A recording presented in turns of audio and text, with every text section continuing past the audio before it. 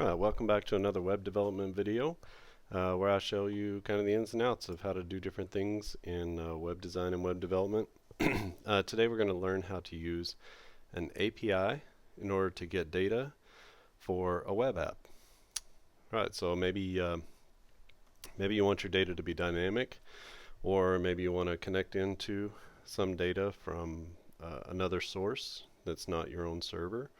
You want to connect to a remote server that has data like weather, things that are going to be constantly changing, or data that you just can't access necessarily, but they've made available to the public.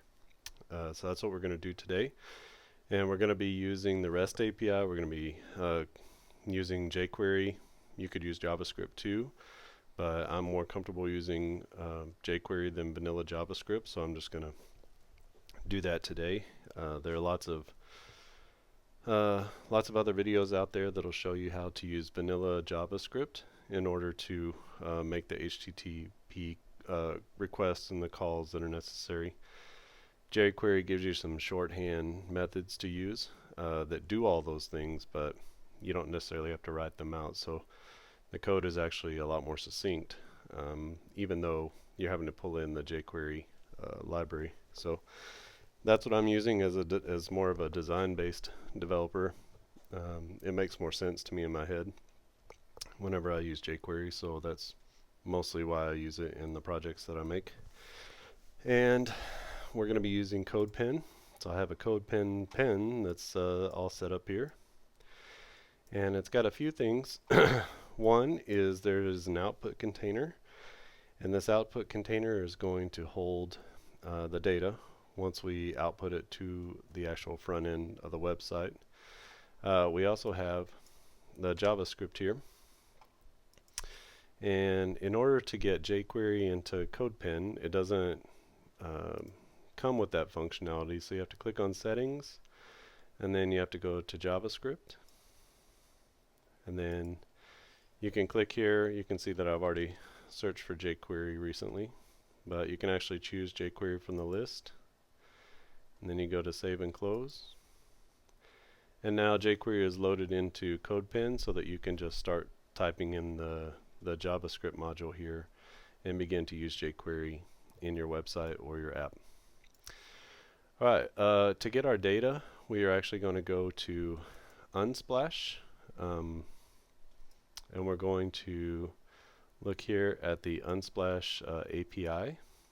So this is an API that Unsplash has created for developers to use their photographs in their applications and websites.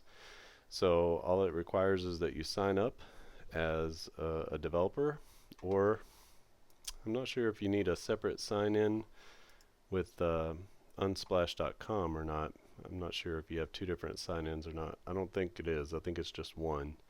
So if you have an Unsplash account, then I believe you also have access to the developer account as well. But if you don't have any interest, you can just register as a developer here. I am already registered, so let me log in.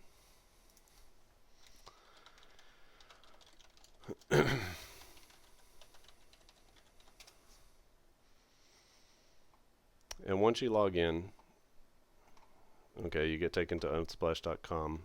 And in order to find the API developer tools, you click on this little more icon up here, and then you scroll down and it says API developers, so you click on that, and it will take you to unsplash.com/developers, and this is where the Unsplash API is. Now I have applications already that I've created, and so this was a test application that I made just for this purpose, but I already have two. I have one in production, and I'll show you that application later and kind of how that works. And then this one is also something that is in development. So with the Unsplash API, now when you're dealing with APIs, you have to really look at their documentation. You have to look at what their restrictions are and just kind of how it works. So they all generally work similarly, but they each have their own specific little guidelines and rules and things that you have to follow. because essentially what you're doing is you're getting their information, and they are giving that information to you for free. Sometimes an API will require that you pay in order to get that access, but most of the time, like this one, both the development requests and the production requests are free. So if your app is in development, you get 50 requests to their server every hour, and if your your app is in production, so it's live and you have visitors coming, then you have to bump up to that, and you can get up to 5,000 requests per hour. So there are some extra guidelines and things that you have to meet their requirements in order to get that production hourly rate bumped up to 5,000. So on the whole, it's very easy. You just click new application, you give it a name and a description, and essentially that's it. They give you what's called an API key. So your application ID is here, and then they give you an access key for the API. You can see that it charts how many requests I've had, over each hour. And you're going to use this key later on, so let's just go ahead and copy it. And I want to just paste it in here because I'm going to use it at a later date.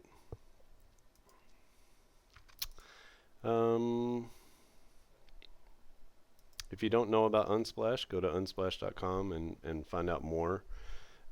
It's a great photography website. So essentially these are professional and amateur photographers who are giving up the rights for you to use their photos in mostly any way that you want to. You want to make sure that you read the Unsplash license to see what that is, but you can use them for almost anything. But this is just generous gifts from photographers saying, hey, I have a great image, you can use this for marketing or for sales or whatever purposes you want, and go ahead and take it. So it's really cool, and the photography you can see is it's high quality. It's not your normal stock photography. It's a little bit more creative and a little bit more maybe something that millennials or younger generations might connect to. So if that's your need, definitely use Unsplash. They serve just millions of photos over the web every day. We are going to be using jQuery, and there is a method in jQuery called getJSON. Now, when we make the API call to unsplash.com, what we're going to be connecting to is their server. And when we connect to their server, we're going to be sent to a JSON file. Now, what they've done is they've taken their database and they've created a JSON file based on particular parameters, the things that they want to share with us and that we have access to. And through this getJSON call, we are able to go to their server, get the JSON, and bring it back into our web application here. So that's what we're going to use. JSON stands for JavaScript Object Notation. So it's essentially just a huge JavaScript object with other objects nested inside of it and data in key value pairs that are nested inside of this large object or group of objects. And what we need is getJSON and then parentheses, and then inside that we need a URL. This is the URL we're going to use to connect. If you were connecting to a JSON file that's on your own web server, you would just have a relative link to that file. Or, like we're doing, we're going to a remote server, so we need the actual HTTP link to that information, to that file. And then after that, we need some sort of function. Now what this method is a shorthand of the AJAX function, so it's equivalent to this. So if you've ever used AJAX in jQuery, it's just kind of a shorthand version of that. You get a lot more functionality here if you want to take it to use AJAX, and this would also work if you wanted to do that. You would just put the URL here, And then you could have some other messages or functions that happen whenever you get the data and when there's success or when there's a failure. So if you want to use that, you can, but this is just a real shorthand way to just go out, get data, bring it back. And so it looks like this, and this is exactly what we're going to do. We're going to put in the URL here, and then we're just going to have a callback function that in the beginning is just going to take our data and we'll output it to the console so we can take a look at what data are we being fed through or by Unsplash through their API. Okay, so this is how we're going to deal with that. So let's go ahead and get into it. We already have our access key here, and that's what we're going to put here. So let's go ahead and start writing some JavaScript. So we start with a $sign and a period, and then we're going to say get JSON with the parentheses. So this is the method that we're going to use in order to connect. And so we need our URL, so we put that in parentheses. And our URL is something that we're going to get from here. So we need to go back to the developer dashboard, and you can get this from here or from /developer. And we want to go to the API documentation. Now what I want to do is I want to connect to my own profile. This is my profile, and I have a couple of photographs here, and what I want to do is I want to pull these photographs into a new application. So I'm going to go and I'm going to connect to my profile, and I'm going to get my photographs. And I'll show you how to do some other things like connect to the photographs that I liked and things like that a little bit later. So let's take a look. So I want to list a user's photos. That's essentially, I want to get them and I want to output them to the page. So that's essentially what I want. So this one here is what we need. We have a little bit of preliminary information here. A good API is going to give you lots of documentation and help you through setting it up, connecting, getting through the tricky spots. Essentially, it's held at this URL here. And so we could start with that. That's not going to get us anywhere, but this is the server that we need to connect to. So we need to connect to api.unsplash.com. And so the responses are sent as JSON. That's important to remember. Not all responses are going to be sent to you in JSON, but there's some other things going on here. And what we need to do is we need a client ID. So this is going to be the full URL here. We need to connect here, and then we need to go to the Photos folder, and then it's going to check to see if we have a client ID, which is our access key that we put here. So what we need to do is just copy this, and then we'll go ahead and put that whole thing up here. Now this is going to connect us straight to the server, and let's just put in our key so that what it's doing is it's trying to recognize, are we allowed to access this space? Are we allowed to access this server, right? So this is after we set up our application. This is the access key that we were given. So now we can connect to the photos, and these are the Unsplash photos. But we want to do something very specific. I want to connect to my user photos. So I come down here and it tells me here get/users/username/photos.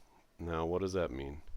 What it means is the get part is going to be our introductory connection here.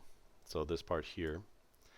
And then the rest of it is going to be right here, and then the last part is going to still be our API or client ID, our access key. So what we need is users/username/photos. So I'm just going to copy that, and I'm going to put that right here and save that. It actually needs a slash there.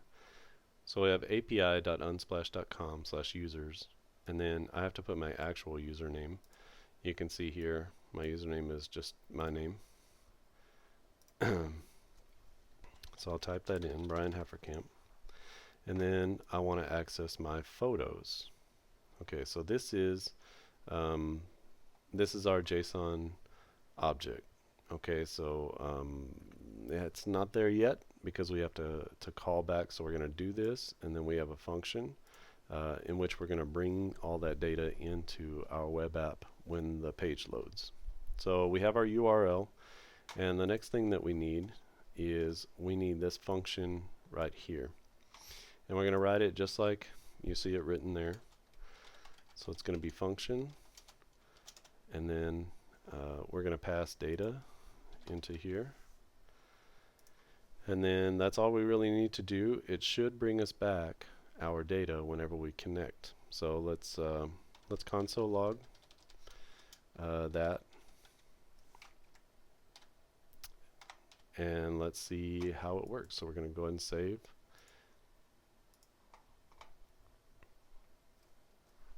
And let's go ahead and open up the console. And alright, so we have connected, and you can see here that there are two objects here, and they each have a lot of different key value pairs. And then there are some objects inside the objects and arrays inside the arrays. So there's quite a bit of things, quite a few things that are going on here. And what we want to do is to see first that we're connected. So each of these is an image, believe it or not. So each of them has a unique ID, and you can see the width and the height of each image. Now we could keep going here and do what we need to do, but what I like to do is to go through I like to go through this object here and pull out each of these individually. So could be overkill, but I like getting a little bit closer to the data. So what I do is I run an each statement. Now in jQuery, this is like a for loop in JavaScript, in vanilla JavaScript. So we say for each item in data, we're gonna loop over each of the items that are in data, which we have two items, right, in data. And so we're going to loop over each of those, and then we're going to do something. Right now we're not going to do anything. We're just going to look at them. So you can see index and a value. When you loop through, you get an index and a value. And so what we're going to do is just log the value of each of the objects that we loop over. So let's run it again. Now we have our first array up here. This is the first console log when we make the initial call. And then now we have each one kind of individualized and pulled out for us. Okay, so this is going to help us just because we don't have to continue nesting and going in deeper. We can just get right to pulling some things out of each of these objects. So we have two different photos, and you can see in each of these there are a lot of different keys and values. So this is a key, and then the colon, and these are values for that key. And in JSON you can pull out the data. The data's on the right hand side. You can pull this out by connecting to the key. We have all kinds of things. We have links, so different links to the actual photo itself. We have URLs to the photo, so these we're going to be using in just a little bit. We have a full-size photo, which is a really large size, maybe a couple thousand pixels wide or 3,000 pixels wide. The regular is about 1080. The small, you can see here, is 400 pixels wide, and then the thumbnail is a couple hundred pixels wide. So you have the ability to choose, if you only need a thumbnail image and you don't want to download a massive image, you can choose the thumbnail. So they've already done some of the work for you of optimizing the images and things like that for you to use to make your web app faster. There's also user information for each photo, so you can see my name, and if I've uploaded anything like an Instagram account, You can see my full name, where I'm from. There are links here. These are the links to all of the different parts of my profile, so the photos I like and my portfolio, and the people who are following me. You can see my followers and pull that information in as well. You can see the width of the photo. You can see the height of the photo somewhere here. And then if there were some sort of a description, you would be able to see that as well. You can see the timestamp of when I uploaded the photo, and there's just a lot of information here for you to be able to parse and bring into our web app. Right now we don't have anything, okay? So we need to go back and we need to go through this value, the value of each loop, and we need to pull out some specific information. So the way that we do that, we just set up some variables, and let's say the first one is going to be name.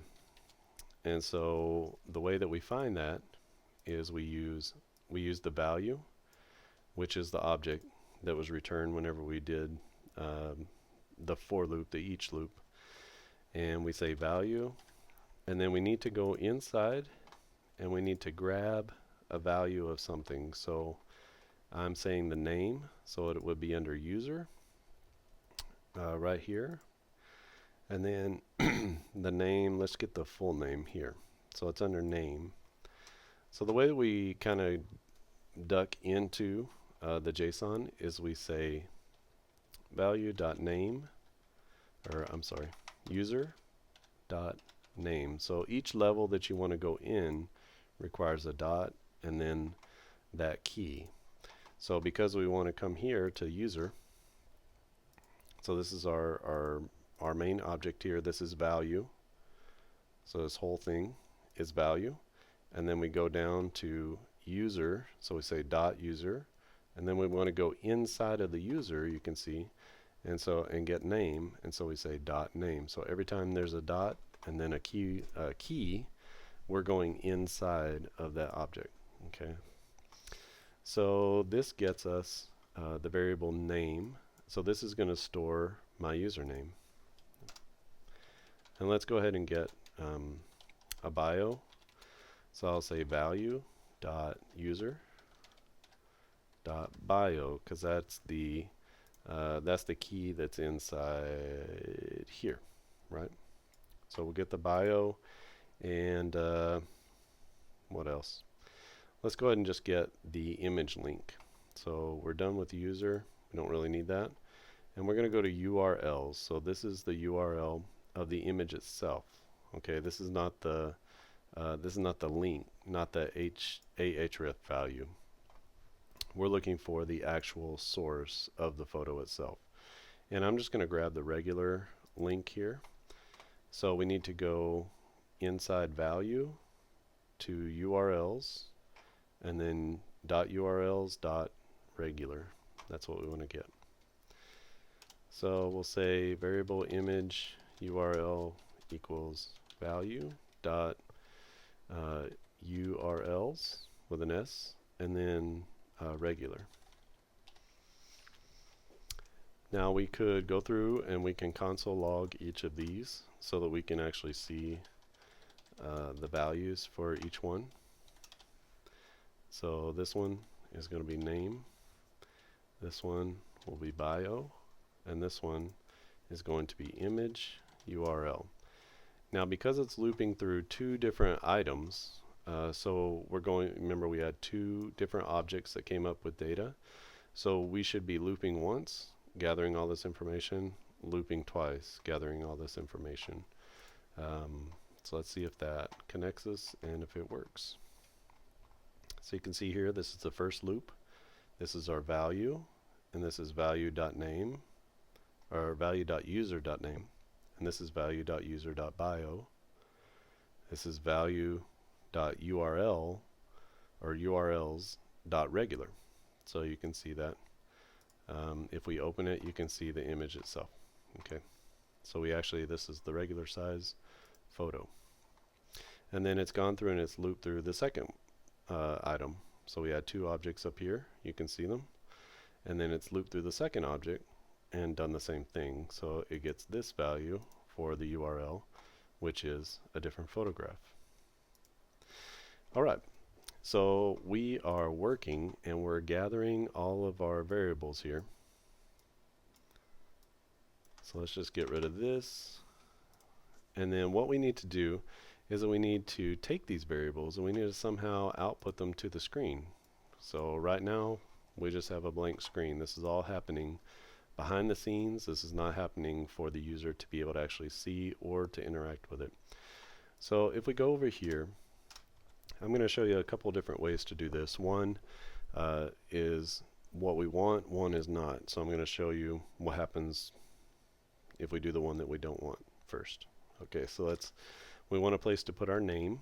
So we can just we can have an empty div here with the class of name, and then we can also have one that says bio, and then we can have another div that's going to be called image. You could say image container or image wrapper or whatever you want to use, but I want to make sure it's a div so that things are stacked nicely. And then I'm just going to put an image in here, and then I'm not going to fill in the source, because remember, we want to get the source URL from here and we want to input it right here. So I'm just going to leave this blank. You could put a fallback source, you could put just some random image in there, so just in case this failed, then it would have a fallback and it wouldn't replace the source here. Or you could do that through JavaScript as well. So I have all of our setup here. I'm using Pug, by the way, so if you've seen my other tutorial videos, Pug is just a way, kind of like Sass for HTML. So it's a quicker way to write HTML, and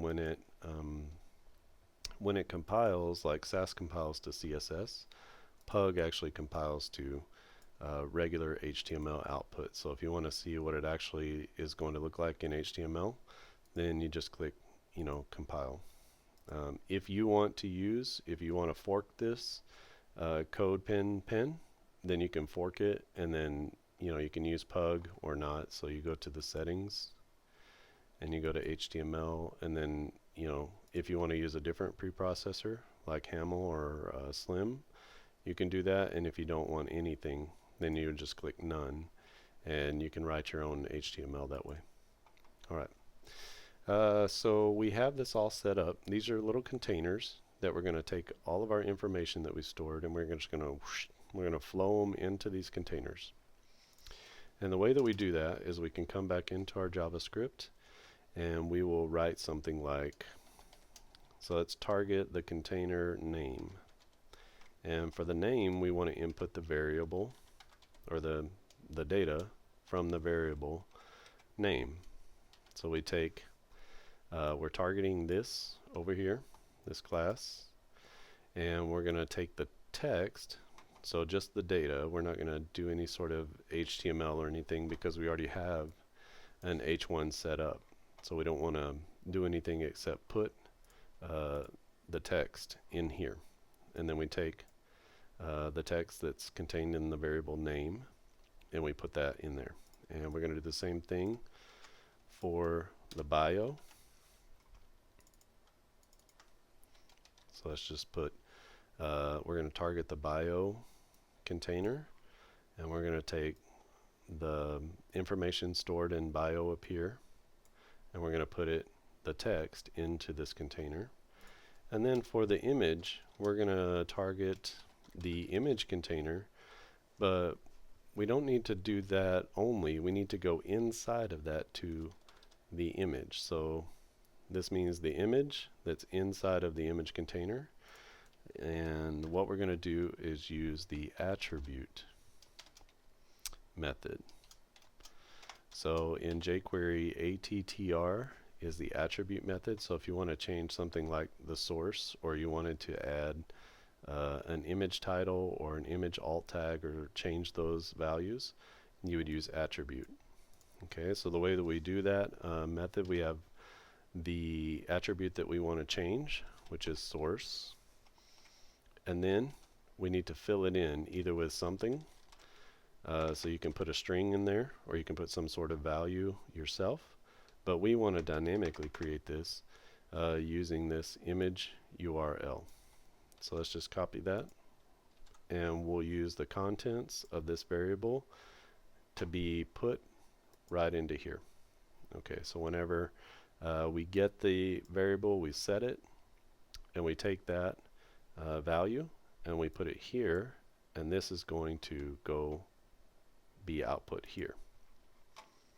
Alright, so this should work. It should give us our name, a bio, and it should import this image URL into this and give us an actual image that's going to show up on the screen. So let's try it out here. We'll just refresh and not get anything. What happened? Okay, we got an error. It's telling me that there's an error here. So what's going on is that it probably cannot it cannot use the API. So let's take a look here.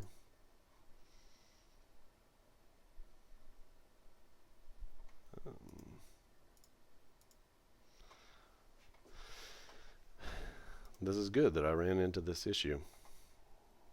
So this is our test app here. And what happened is that I have 0 requests remaining this hour. So what I've run into is an issue here.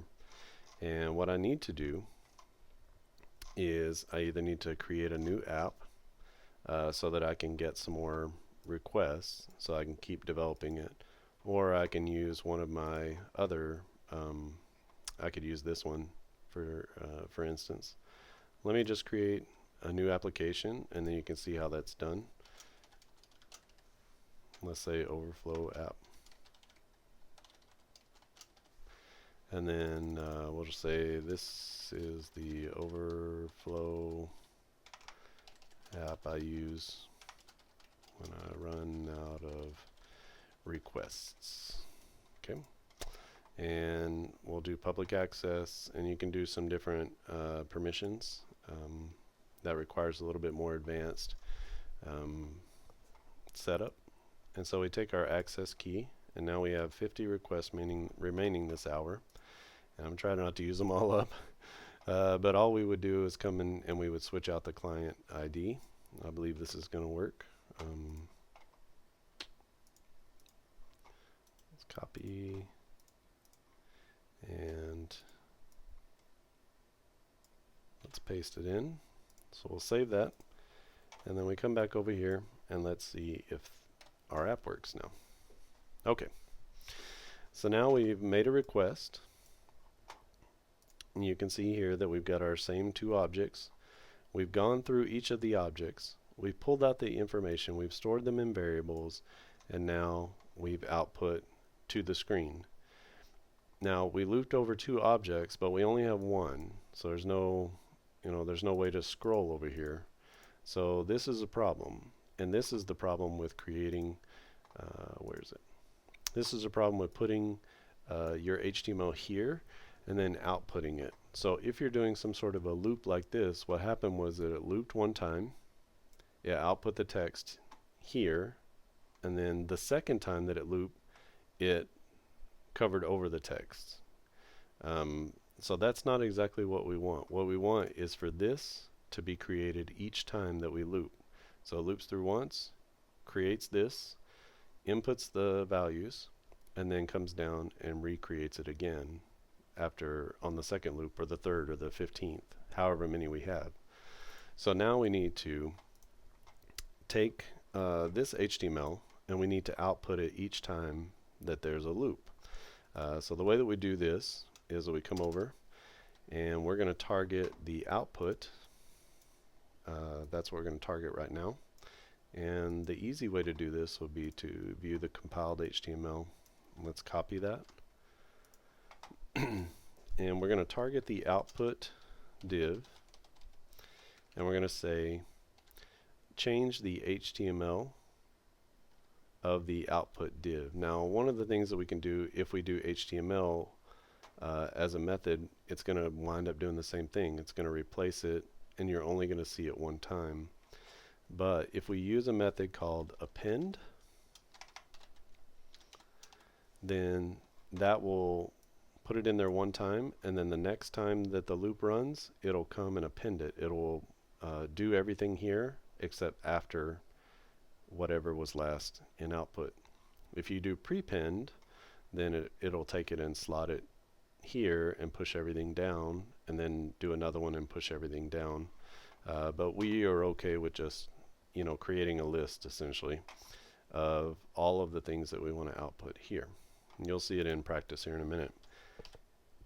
And what we want to do is we want to recreate our HTML. So let's just go ahead and copy and paste our HTML in.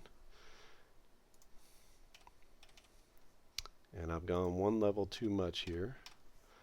So I don't need this div, and I don't need this, because we're actually targeting output already. We just need what goes inside of output. Okay, so what we're going to do is we're going to output an H1, and we're going to output an H2, and we're going to output this image div with the image with the blank source inside of it. So this looks pretty good. And what we need to do now is we need to take the values here in each of these variables, and we need to insert them into the right place here. So we can actually comment this out. We don't need that. And the way that you stop the flow of HTML is you put 2 single quotes, and then that stops the production of this HTML, and it gives you a space that now you can write your variable names in here. So we're just going to say name first, and then let's just copy that because it's the same form. And then for the H2, we want to stop that here, and we want to put bio right here, and then that should put the information in our bio variable. It should put it here in the H2 with the class of bio. And then the last thing that we need to do is we need to put something here where our source is. We need the variable for our image URL. So we're going to stop that. It kind of looks funky because you have single quotes next to double quotes. Don't worry about that. You start to see past it. And then we have our concatenation here, and then we'll take image URL and we'll just put that right there. So now the information that's held in our image URL variable is going to go between these quotes, which is going to be our image source. So this is what we're going to do. Each time that there is a loop, then it's going to go through and it's going to console log each value, which is going to be the top level object. And then from that object, it's going to go inside. It's going to get the name, the bio, and the image URL for each loop. This is a little bit redundant. You wouldn't necessarily need to do that. You could get these variables from up here. You could say data.user.name and only get that one time and then output that. But I'm just kind of showing you how you would go about doing this. That's, there are more advanced ways of dealing with this data. And then each time it loops through, it's also going to put this HTML into the output, and then it's going to append that HTML. So it's going to put this essentially with all the information, and then it's going to basically copy it and put another one. And for however many times that you loop through, it's going to put another one. And it's going to use the information for each time you loop through each of these values, each of the objects that it loops through. It's going to take this information and put it in here. And then for the next one, it'll put it in here. And the next one will put it in here. And we'll see how that works a little bit later with multiples. Right now, we only have 2. So we've seen how it's supposed to work. Let's see if it does work. So let's just refresh our page, and now it's looped through 2 different times, and it's gotten my name and my bio each time because that's actually in the object that we're looping through, and it's also gotten the image URL. So this image URL is different than this one, and it's output them one after another. Now let's look at how this might work, let's say for the photos that I've liked. So these are the photos that I've actually liked. I've hearted them, and I can tap into the photos that I've liked through the API. So let's take a look here.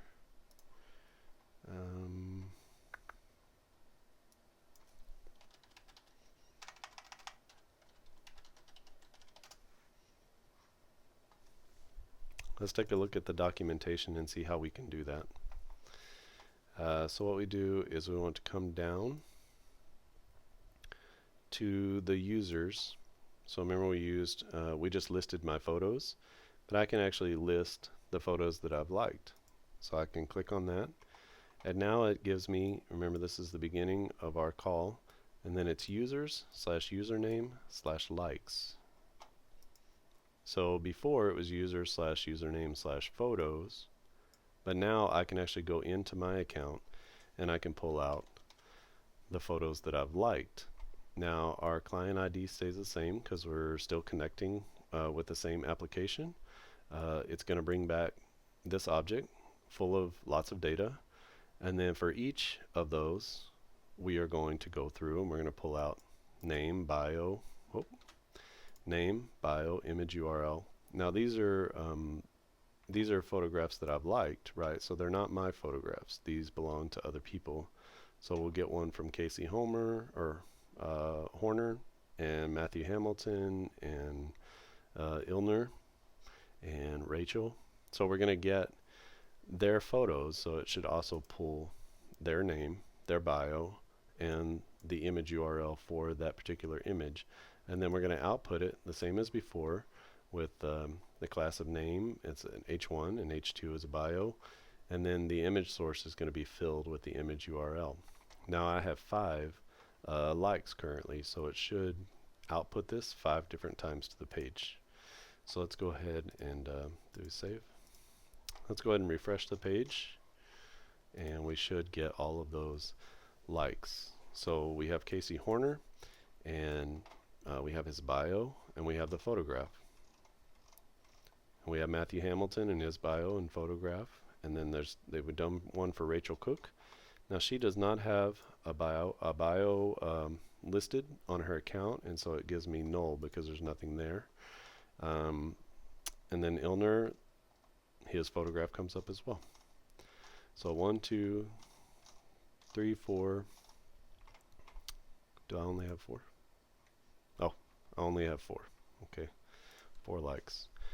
So you can see how powerful this could be where, say you're searching by keyword, or there's all types of different ways that you can connect to photographs. So you can view the curated photos. You can get a specific photo and pull it into your website. And then there are some really advanced types of interactions where you can like a photo or unlike a photo from your application to the back end of Unsplash. You can also search through photos or search for users, and you can also list collections. So this is a really powerful way to go and get the data from an outside source and bring it into your own web app. I will show you a working example of this. So let's say this is a web app that I've done for photography. It's called Explore the Great Cities of the World. And so I'm actually making a call each time to pull the data in to this app, and then I have JavaScript running, which goes out and refreshes the page every so often. So I have a collection that's set up that's a lot of New York photos, and so each time you refresh the page, it goes out and it brings in a new photograph. But these are all being brought in through Unsplash, and when you go here to my collections, you can see that I've collected the photos. So I have Seoul and Sydney and Chicago and Berlin and Buenos Aires. So these are all collections that I'm connecting to and bringing those photos into this web app. And then there's just a kind of a random way to bring them in, so you just kind of get a photo. It's a little bit different each time. And then I'm doing that across the different cities. And I'm also bringing in this information, which is um, the photographer's homepage or website. Uh, I guess what do you call that? Profile page on Unsplash itself. So this is one of the requirements to get the 5,000 hits per hour boost. So you have to put that so it changes for each person. So that's a very basic example. And then this is not an Unsplash website, but it is a website where I'm pulling in data from an outside source, and it's always dynamically being updated. So this is skimmer.news. This is a news website that I just created, a web app. And so you can skim through the news from tons of different sources all over the world. And what it's doing is it's recreating, just like we did up here, where you're creating essentially a container, and then we're flowing the information into each of these containers. So it creates a container, and then it fills in the information. All this information is being loaded dynamically. This is the time and date that the story was posted and the source that the story was posted from. And so all of this, each of these containers is being looped through, essentially. So I'm pulling in the data, looping through all the data, and then outputting it to each of these squares, each of these boxes. So those are pretty basic examples, but you can create pretty powerful sections of your website and very dynamic sections of your website when you connect to things like weather or news or sports or photos or different types of text that you can bring into your own website through an API call.